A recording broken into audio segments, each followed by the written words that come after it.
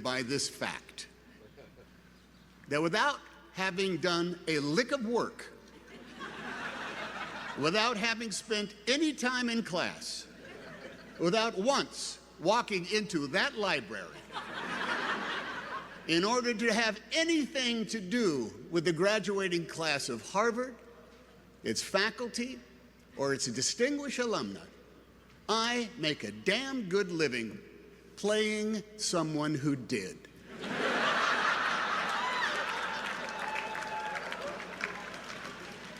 It's the way of the world, kids. On behalf of all of us who studied for 2 years at Chabot Community College in Hayward, California,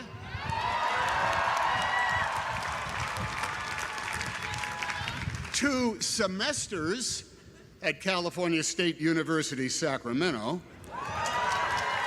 and for 45 years at the School of Hard Knocks, earning a Bachelor of Arts degree in one damn thing after another. Thank you. Thank you. I don't know much about Latin.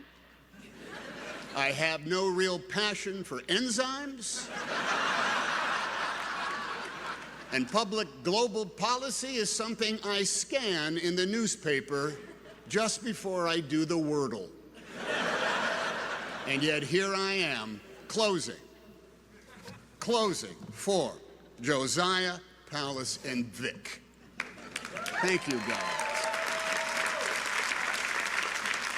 Some of us here can recite by repetition the preamble to a television show we might have seen 5 days a week about a strange being from another planet with powers and abilities far beyond those of mortal men, Superman, who, disguised as a mild-mannered reporter for a great metropolitan newspaper — there were many metropolitan newspapers once, and some of them were great — who could change the course of mighty rivers and bend steel with his bare hands. He was faster than a speeding bullet, and he was more powerful than a locomotive, and he was able to leap tall buildings at a single bound, and those are very, very impressive superpowers. No? Well, what was most impressive about his powers was how he chose to wield them. Yeah. Cats were saved from trees, and evildoers were banished to the phantom zone, and the innocent were rescued with reliable and assuring regularity. But in those half hours, which have since grown to many full-length films and multiverses, and God, you kids see them all, was the ongoing struggle for not just the protection and safety of the world, but too the exposing of crooks and their lies to the light of day. Superman, you see, and his proxies of Wonder Woman and Captain America and Black Panther and the Black Widow and the Fantastic Four. My God, there's a million of them.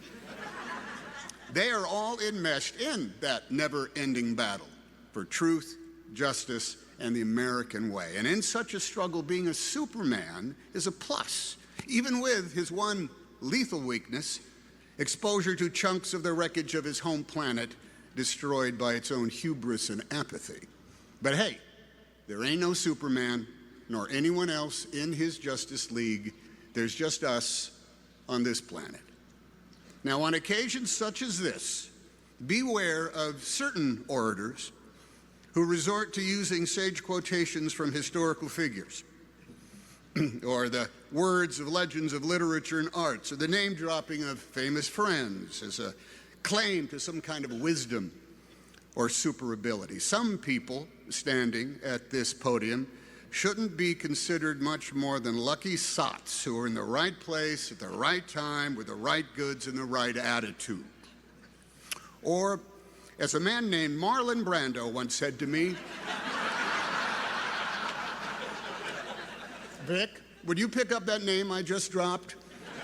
Marlon Brando, would you hold on to it till we're done? Thank you. Give it back to me at the end. I'm going to need it back.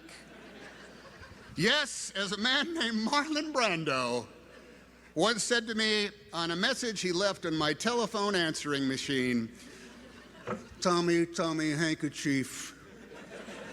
This is Marlon Brandflakes calling you to ask where you are. Then later, he told me that when he was a young man and registered for the draft, he filled out the form for his name and age, but when it came to his race, he wrote human. For Tommy, what are we all but human? Yeah, we are all but human. Now, as an armchair historian who reads nonfiction for pleasure, the books divine that there has never been a graduating class that has not faced the greatest challenges of all time. That come every spring, the maelstrom of history swirls so wildly that no matter the year or the era or the generation, there is always an atmospheric river of events that makes right now the hinge upon which our fate is turning. And we here in the stands look at you all in the caps and the gowns, and we hope, oh, at last help is on the way. Somewhere matriculating today is a man of iron, a woman of steel, a superhuman just in the nick of time. Now, this is not because we have failed in our duties or are completely spent. We have done some very super things over our generations.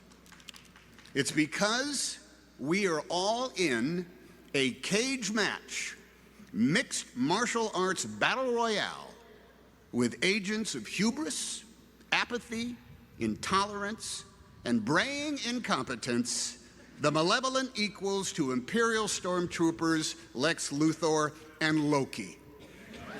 And we could all use a superhero right now.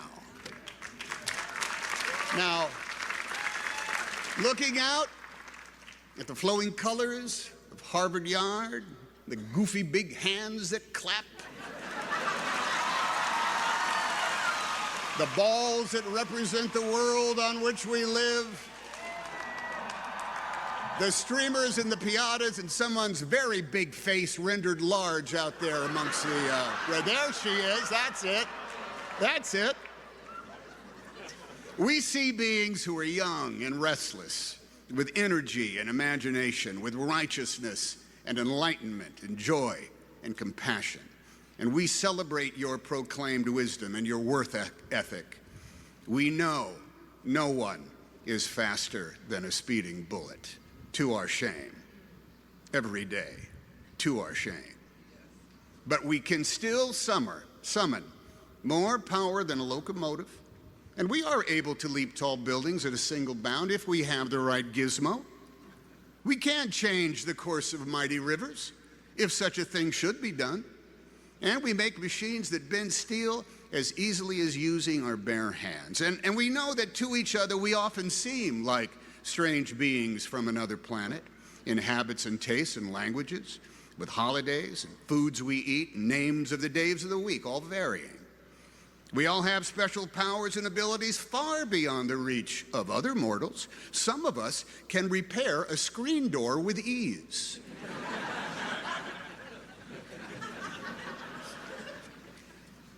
Some of us can take care of a 5-year-old kid and a toddler for 24 hours a day and never stop loving them.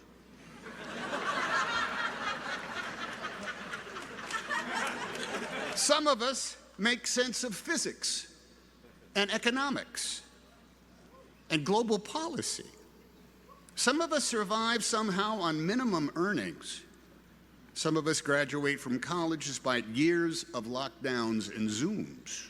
Now, these achievements are all stellar, even though, yes, we are all but human.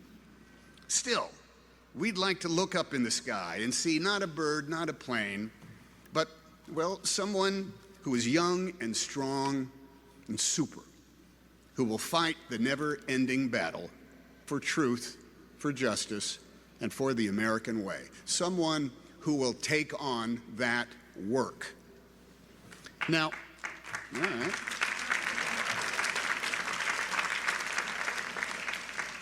Now, a kooky uncle once said to me, "We should all stay in school as long as we can because the moment we graduate, we have to work every day for the rest of our lives." Now, that uncle was, a bit bitter, but he was not wrong.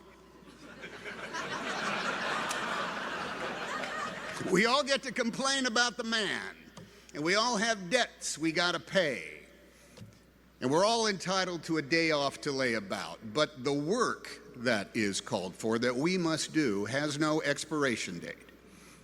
It is the construction of our more perfect union, and that job will never, ever be completed. It's one that requires rigorous attention, unfading wherewithal, and all hands.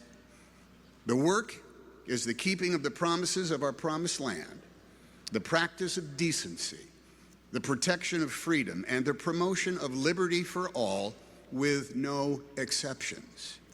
And man, that takes on a lot of work. It's work that is done on multiple job sites every single day, and you can call each of them the battle for truth, justice, and the American way. Yes, the American way. The American way is exampled in both plain sight and in subtle attitude. It's in moments of routine exchange and in broad expectations. It's in places of historic weight and import and in the small spaces in which we all stand. The American way can be exampled when you respect the law and the rights of all, because if you don't, who will? When your food is brought to you and you thank the server, because if you don't, who will? When you pick up the litter that has missed the recycling bin, because if you don't, who will? When you vote your conscience and make sure your neighbor has the opportunity to do the same with theirs, because if you don't, who will?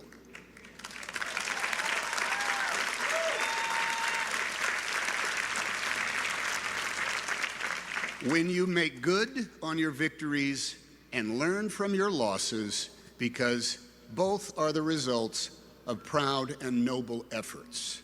If you don't, who will? The American way was first proposed not far from here, when subjects of a king demanded more control over their lives than that dictated by someone else's definition of providence.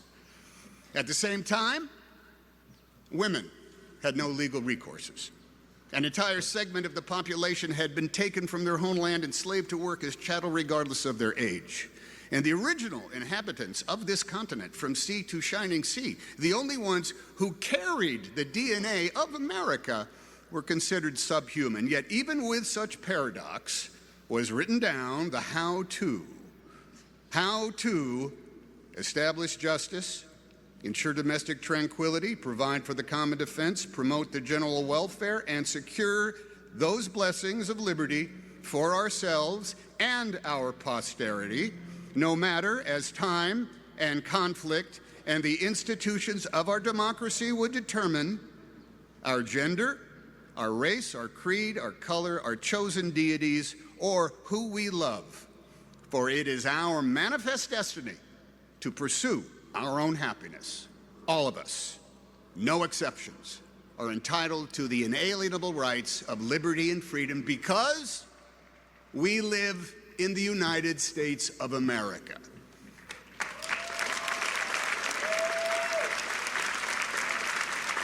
The vocabulary of the American way, of the law and the rights we share, is some part philosophical musing, some part answering a question with a question, some part trying to bowl us all over with your knowledge of Latin.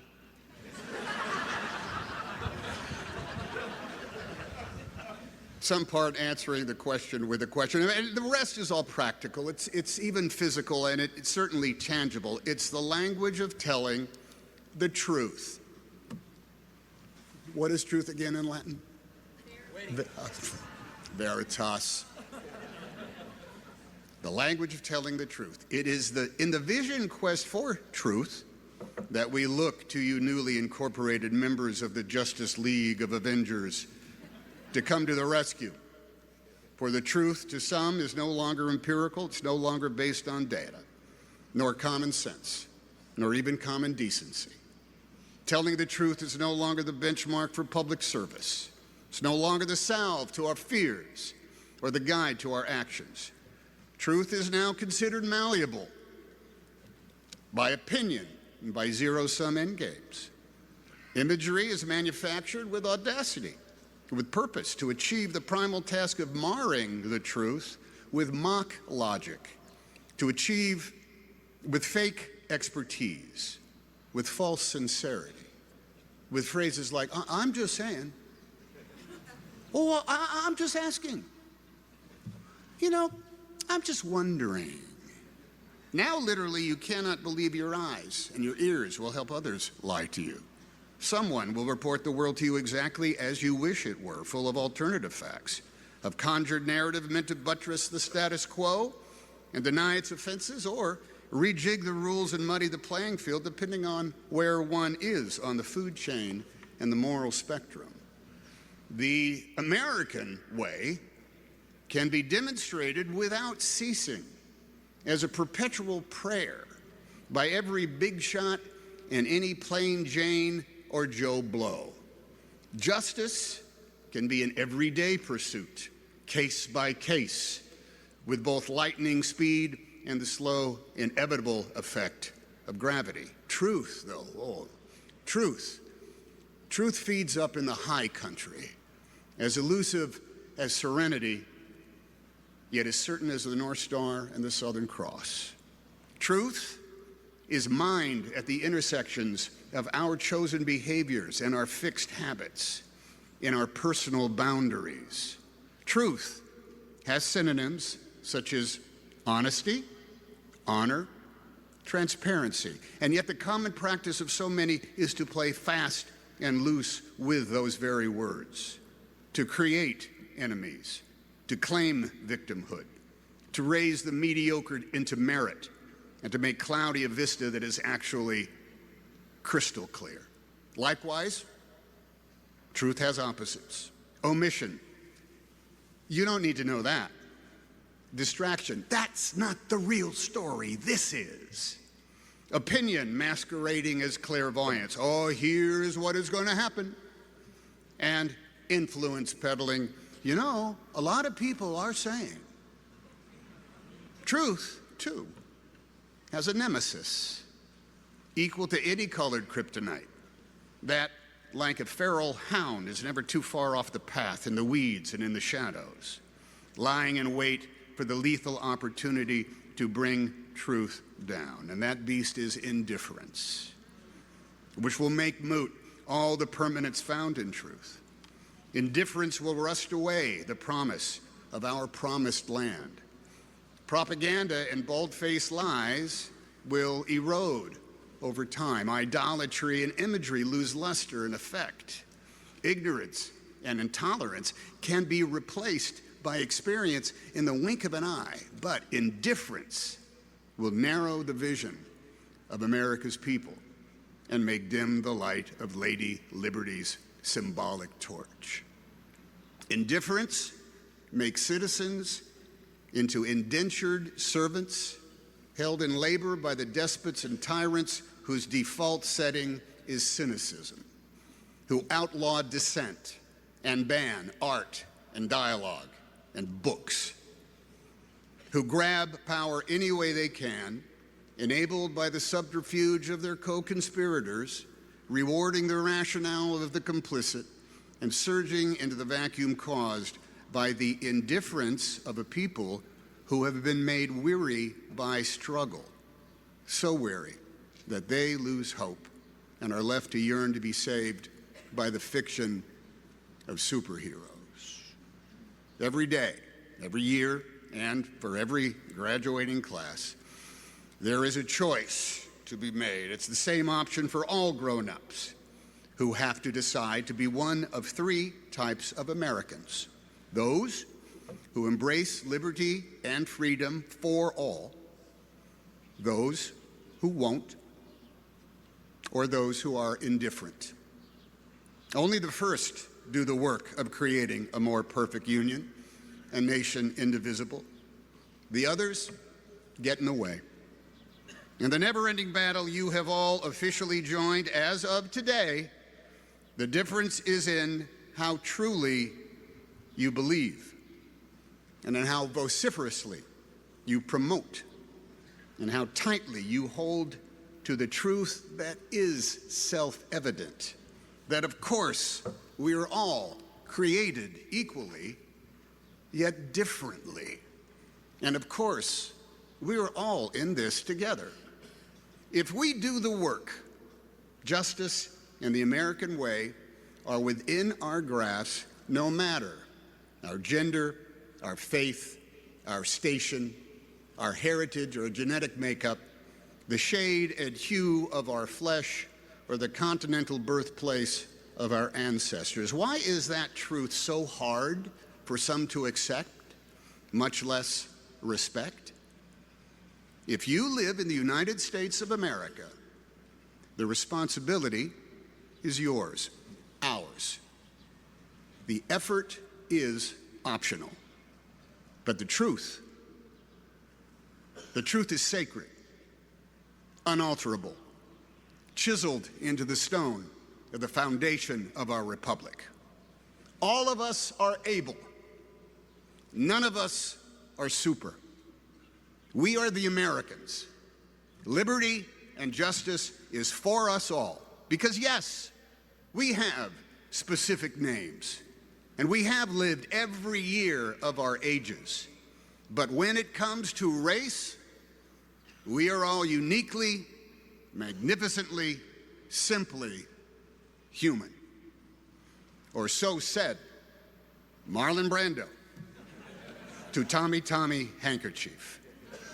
May goodness and mercy follow you all the days of your lives. Godspeed. Congratulations.